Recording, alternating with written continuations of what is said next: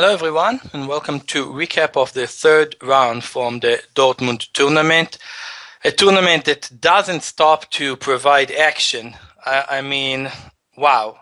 Every round, amazing stories. And this one wasn't any different than the previous one. I mean, we had Kramnik losing with white in the first round.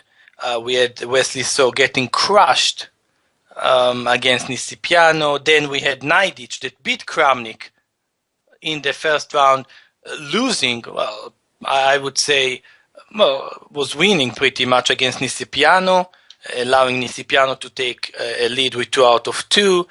And today, okay, actually the most calm game was Nisipeanu against Hou Yifan. Okay, it was complicated. Nisipeanu, as usual, as to his style, played complicated, sacrificed the pawn. Probably it was worse, but well, then found some complications, and I somehow feel that draw was a very fair, normal result to this game.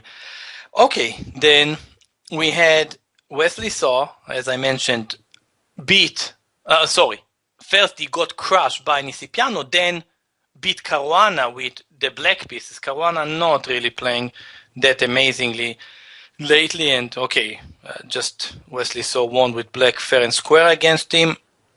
So today So playing white against Naiditsch, okay, getting completely crushed. So Naiditsch with the black pieces, kind of crushing Kramnik and So, losing with white a game that, okay, he was pretty much winning. Naiditsch objectively should have had 3 out of 3.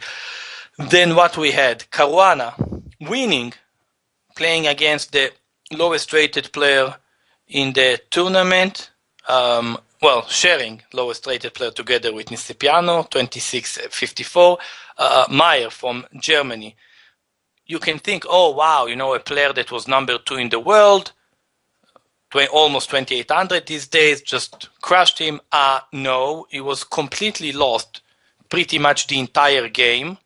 Well, some complications, but objectively lost the entire game until some, I'm not even certain if it really happened in the time trouble, but some complications at some moment, many moves that went wrong for white, and Caruana won this game, but he wasn't far from having half out of 3. He actually should have.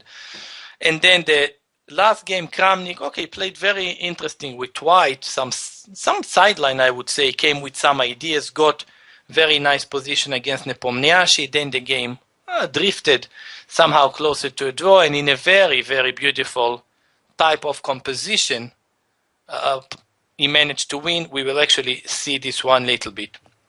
All right. Obviously, Naiditsch against So, the game that had most action. We will see that. But before that, I want to take 2 minutes of your time and show you a piece of chess classics. This is a game played between Spassky and Tal in Montreal, 1979. I mean, this was an unbelievable year for Tal. He managed to make it to 27.05. I believe at that time he was the second player in history. Well, the third, I'm sorry.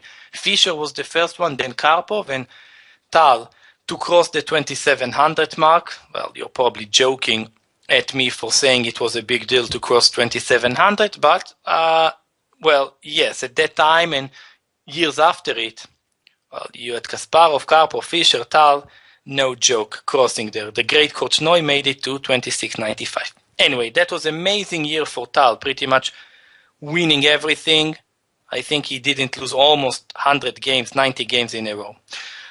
Let me show you quickly his game against